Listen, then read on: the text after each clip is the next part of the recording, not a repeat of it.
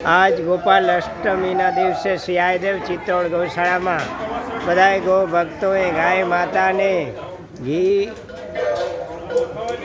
ઘી ગોળના લડ્ડુ ખવડાવ્યા.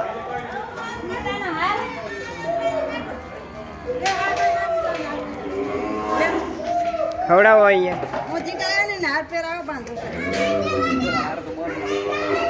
શ્રી આયદેવ ચિત્તોડ ગૌશાળામાં આજે ગોપાલ અષ્ટમીના દિવસે ગો માતાનું પૂજન થઈ રહ્યું છે અને એમને